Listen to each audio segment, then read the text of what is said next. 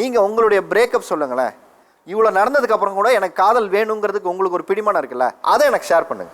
எத்தனை லவ் பண்ணியிருக்கீங்க, என்ன காரணத்தினால பிரேக்கப் ஆச்சு சொல்லுங்கள். 3 தடவை லவ் பண்ணேன் சார். நான் 4th இப்பயும் பண்ணுறேன். நம்மளுக்கு எப்படின்னா சின்ன வயசுலேருந்தே ஒரு தாழ்வு மனப்பான்மை.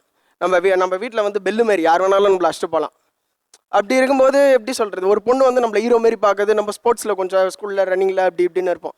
அப்படி இருக்கும்போது ஒரு பொண்ணுக்கு நம்மளை வந்து பிடிக்குது. 10th படிக்கும்போது நல்ல ஒரு வருஷம் சூப்பராக போச்சு. எதுவுமே இல்லை. ஸ்கூல் மாறுறாங்க. ஸ்கூல் மாறின பிறகு ஸ்கூல் மாறிட்டு வேறு டியூஷன் சேர்றாங்க. சேர்ந்துட்ட பிறகு இல்லை ஒரு வாரத்தில் இல்லை வேணாம் பிரேக்கப் அப்படின்னுட்டாங்க. சொல்லிட்டு பிறகு வேறு ஒரு பையன் கூட கமிட்டட். எனக்கு இன்ன வரைக்கும் ரீசன் தெரியாது ஏன்ட்டு. அப்புறம் என்னாச்சு, 2வது தடவை இது வந்து பெங்களூரில் லாங் டிஸ்டன்ஸ் லவ். இது அவங்களா தான் வந்து சொன்னாங்க. அப்படி பேசும்போது ஒரு ஃபீலிங் க்ரியேட் ஆகும்ல, அந்தமாரி அவங்களே வந்து சொன்னாங்க. அப்போது லவ் ஆயிடுச்சு.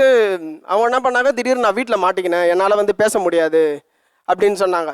சரி கொஞ்ச நாள் பிரேக்கில் இருக்கலாம் அப்படின்னு சொன்னேன். அவங்க பிரேக்கில் இருக்கலாம்னு சொல்லிட்டு இதோட என்னால் வீட்டில் ஃபோனெல்லாம் பிடிங்கி வச்சிட்டாங்கன்ட்டு அவங்க ஃப்ரெண்டு ஃபோன்லேருந்து சொன்னாங்க. சொல்லிட்ட பிறகு என்னாச்சு, திருப்பி நான் அவங்க ஃப்ரெண்டு ஒரு நம்பர் கொடுத்தாங்க. அவங்க இந்த நம்பரில் இருப்பா அப்படின்னு சொன்னாங்க என்கிட்ட. நான் அந்த நம்பருக்கு வந்து அதை கால் பண்ணி பார்த்தா அவங்க அட்டன் பண்ணி யாருன்னு கேட்டாங்க. நான் இந்தமாரி சொன்னேன், உங்கள் வீட்டில் ஃபோனே தரமாட்டாங்கன்னு சொன்னேன். இப்போ வேறு ஒரு நம்பரில் ஆன்லைனில் இருப்பேன்னு கேட்டால் அவங்க சொன்னாங்க, இல்லை எனக்கு பிடிக்கல உன்னை,